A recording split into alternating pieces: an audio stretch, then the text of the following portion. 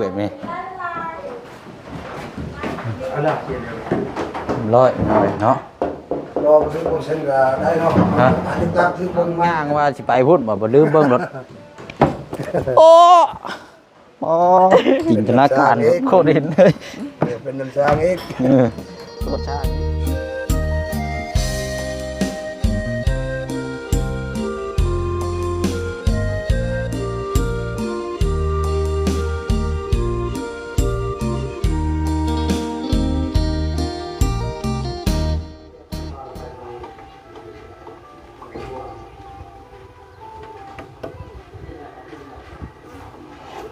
โอ้เนาะ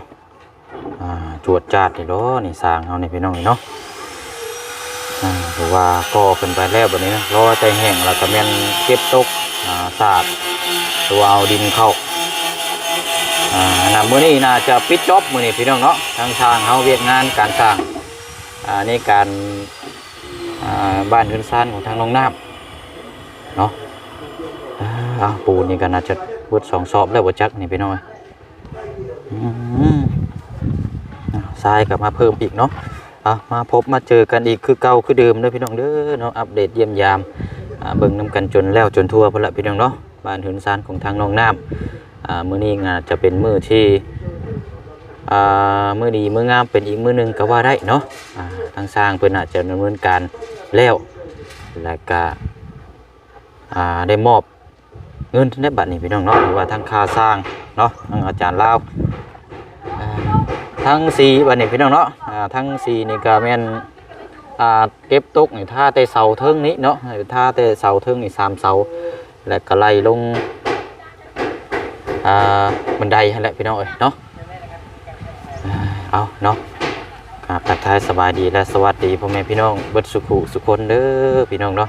พบเจอกันอีกคือเก่าคือเดิมพี่น้องเนาะวันนี้ก็ทางโมเชงก็จะเข้าไปทำอัปเดตพูดคุยเนาะอันนี้ก็พอดีเงินทางงบพอสมหวังหลักกระทางเมเพนประภาเนาะก็ยังเหลืออยู่เนาะพี่น้องเนาะวันนี้ก็โมเชงก็สิถามครั้งพอกับแม่เพิ่นละว่าสิให้ซอยทางจุดใดเนาะหรือว่าเป็นห้องน้ำบ่หรือว่า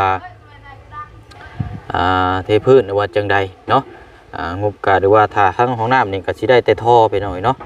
อะไรแต่ท่อกับผาปิดแหละเนาะหรือว่าแบกไปอย่างอื่นหรือว่าจังใดก็จังว่ากันเนาะพี่น้องเนาะเอาแท้ๆเนาะโอ้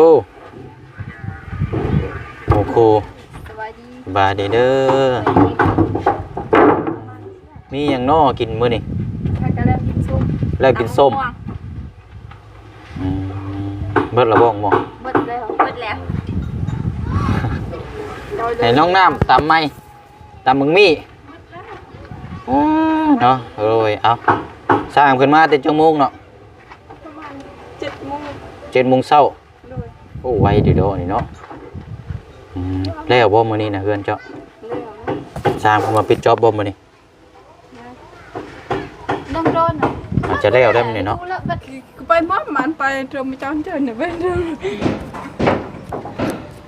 น่าจะแล้วเบิ่งโอ้ยาได้โอ้ยเนาะสร้างมานำกัน4 คนคือเก่าบ่โดยเพิ่นกำลังติดตัวเทิงหั่นบ่โดยน่ารักซะโดยอย่างเดียวเนาะพาเดี๋ยวพาขึ้นไปเบิ่งเทิงในซะเนาะเราชมวิวให้พี่น้องเบิ่งก่อนอันไม้พาชลานั่นมันพอดีบ่เนาะยังบ่ฮู้บางเทื่อพอดีนะพาเดี๋ยวขึ้นไปเบิ่งก่อนโอ้มีเยอะนะโอ้เป่าโคตรแดะนี่เนาะโอ้อุ๊บ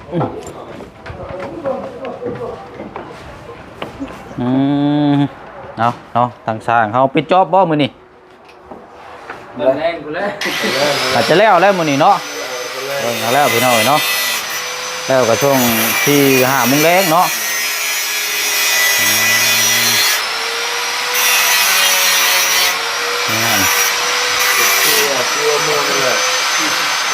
จะอีกใจก็จะอะไรกัน อ๋อ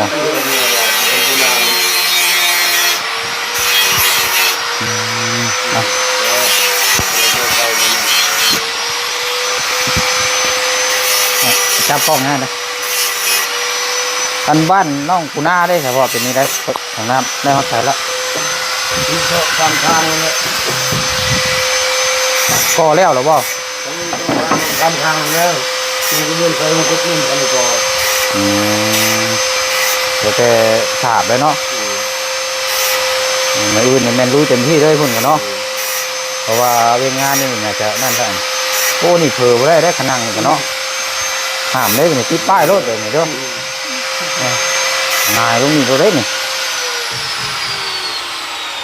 ว่ามันลูกติงมันอยากสั่นคือเคลื่อนอยู่เฮือนน้องปูนาเนาะมันสิสูงประมาณกันนี่แหละอันนี้มันต่ำพุ่นเพราะว่าบางคนเพิ่นมาอิงสินะมันยังบิดนี่อยู่เนาะตามหลักมันสิอยู่ประมาณนี้จริงสูงกุบเลยนี่ง่ายเลยเนาะเอาเนาะแล้วมื้อนี้ก็แม่นครับซับได้แล้วมื้อนี้เนาะ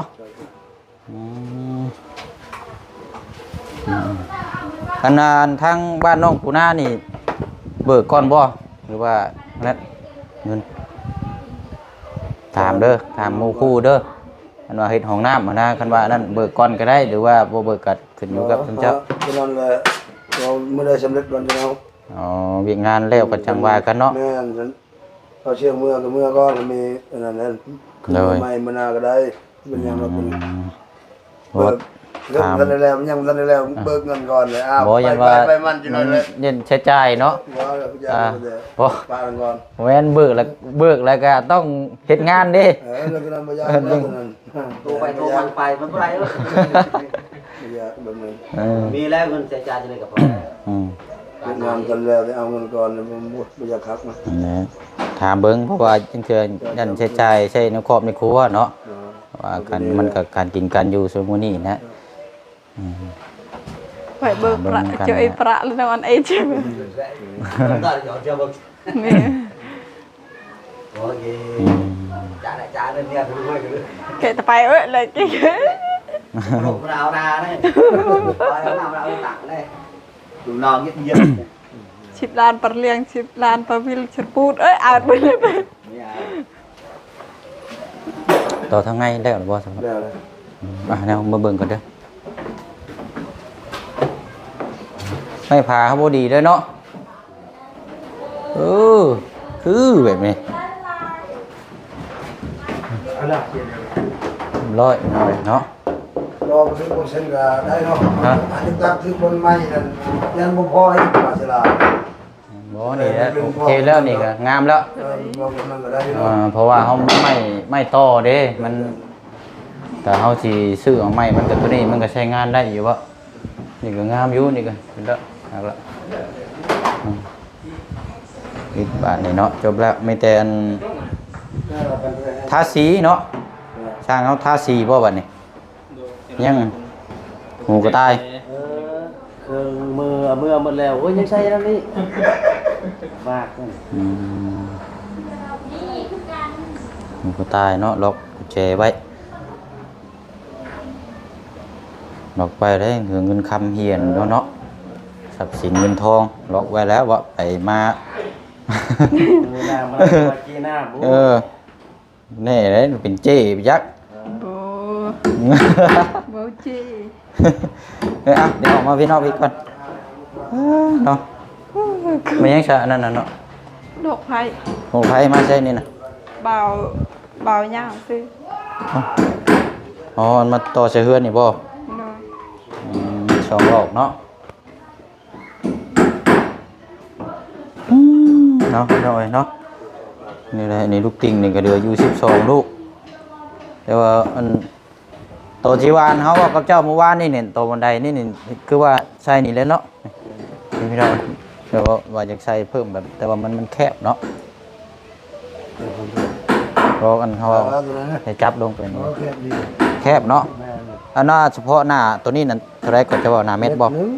Mét nhưng mà ao khâu đi chip sen đi này đây. เข้า10เซน ตัวนี้เข้า10เซนเลย เหลือ ยังเหลือแต่80 บาทนี่เนาะ 80เป็นกระจ้อเลย แคบเนาะ แคบเลย เฮือน ถ้าผมว่าแคบก็เฮ็ดได้เลยนะเฮ็ด มันว่าเฮือนใหญ่แบบบันไดน้อยบ่เข้ากันปานใดเด้อเนาะ นี่ทงมากับไม้เส้นนะมันบอกเฮ็ดตัวนี้กับไม้เส้นแล้วมันยังมีแต่เส้นหนึงเฉย ไม้ก็บ่พออีกนะพอดีกำกึ่ง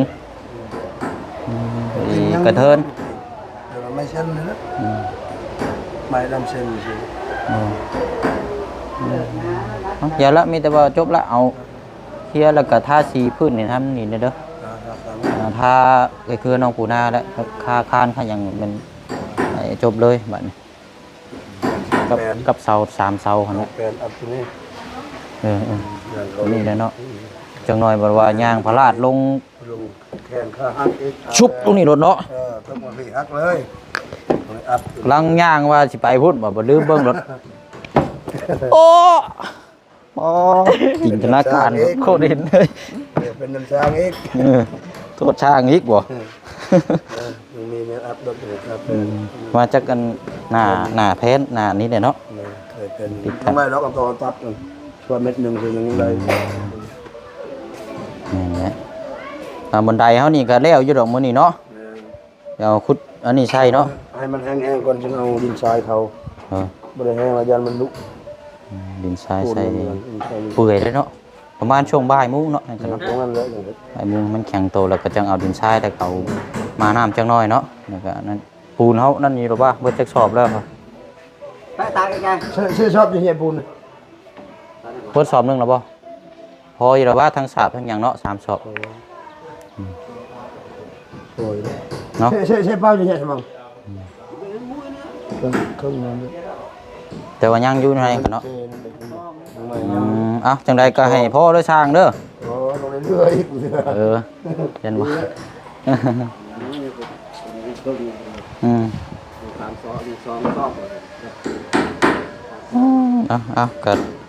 เวียงงานตัวนี้แล้วก็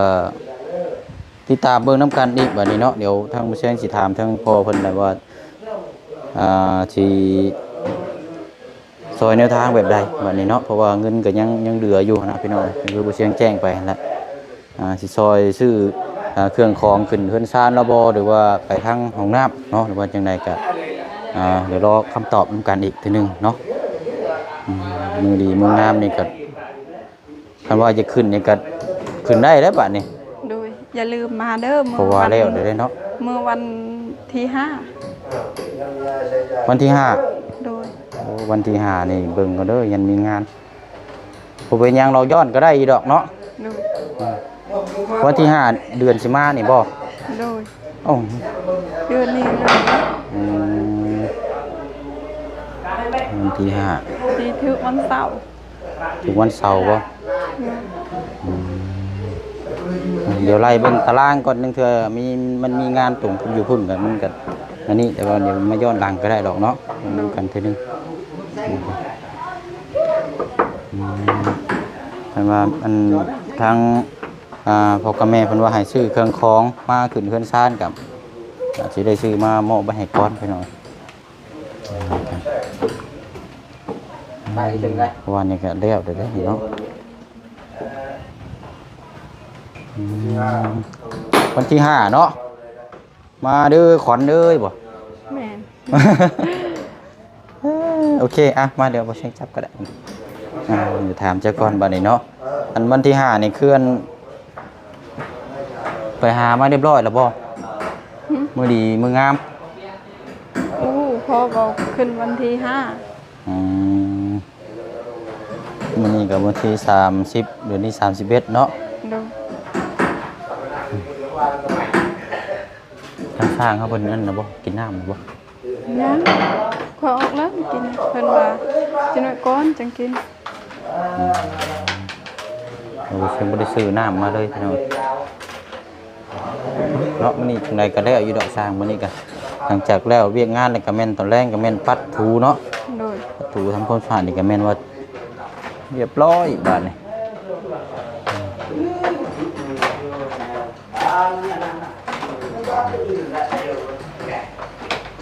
ทีมงานก็สิเมื่อได้มื้อนี้ก็ บ่าวก็มือ พอเชียงยังบ่ทันได้กลับ เพราะว่ายังอยู่รอไปสั่งท่อทั้งน้องอีกก่อนปิดห้องน้ำเปิดตัวนี้แล้วก่อนจังมือมันอีกมือสองมือนี่แหละกันว่ามือขึ้นเฮือนซานมาบ่ได้ก็เป็นยอดดังเด้อ โดย บอกก่อนนะบอกคร่าวๆก่อนอย่ามันตรงนะอันพ่อกับแม่จะไปใช้สามีเนาะ ไปซอยเวียกเฮือนเสาเฮง เห็นยังอันนั้นเขาเจ้าเฮ็ดเวียกยัง บูบางเทื่อเขายาวเขาเฮ็ดฮีด เห็นฮีด โดย ฮีดผีฮีดยังนี่บ่ คอยบู เฮ็ดฮีดยังซะ บู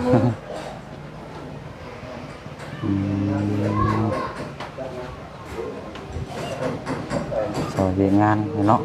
ซานี่เพิ่นก็มาตอนแรงๆจังบ่ช่วงแรงๆบ่ โดย เรือได้เฮ็ดห้องน้ำอีกเฮ็ดห้องน้ำนี่พอดีเด้อทรายนะเอานัดไปน้องตอนเที่ยงด้วยซะน้องกับข้าวกับน้ำได้ยังกิน กินปลาทู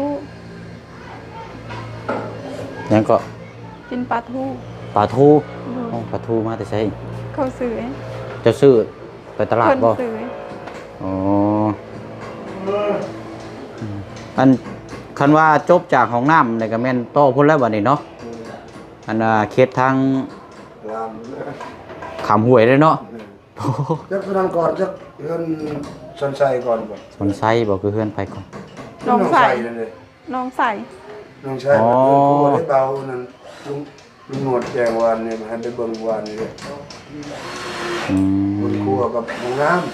เฮือนน้องไซเห็นบ่ ำใส่จับอะไรก่อน เท่าไรเลี้ยวบ่เลยฉันบ่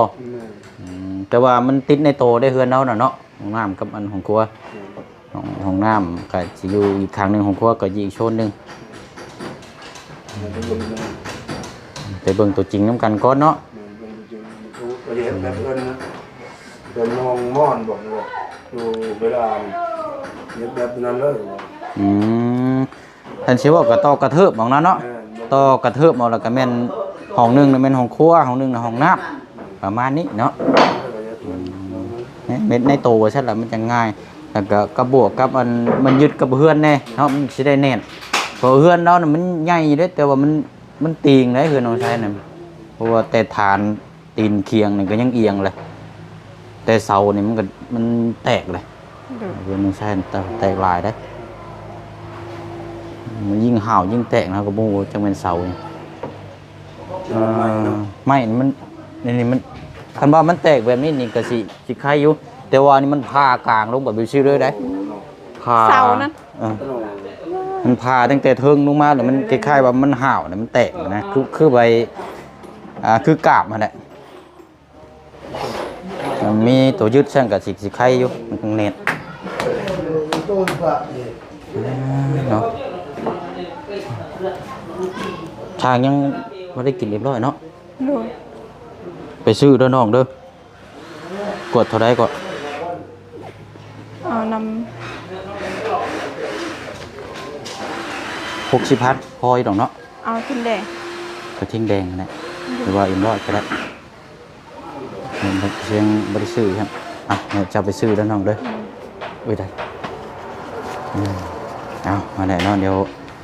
อันนี้บัดนี้พี่น้องจังว่ากันช่วงตัวแรงๆเดี๋ยวมาแจ้งคำตอบน้ำกันอีกทีนึงเนาะอาจจะขอไปหาทั้งอาเดียก้อนบัดนี้เนาะกระตูบน้อยคอยทางเป็นนี้ใดเด้เนาะสังกะสีนี่ พระเจ้ามันนี่ น้ำกันอีกนั่นกับพี่น้องเนาะ พระเจ้ามันนี่ได้ไงอ่ะ ถามสร้างแล้วเพิ่นสปอนเซอร์บ่หรือว่าเอาหยังเอาเช่นก็เอาสปอนเซอร์ก็ได้เด้อน้องเด้อ โดย สร้างได้เป็นพระสาเด้อน้องเด้อตามนั้นเด้อจังว่ากันช่วงค่ำแรงเดี๋ยวไปซื้อสิเข้ามาใหม่เด้อ โดย เดี๋ยวเอาสบายดีเนาะว่าเวียงงานนี่ก็รอแล้วบัดนี้พี่น้องเนาะรอแต่ติดตั้งตัวนี้แล้วก็แม่นทาสีเก็บตก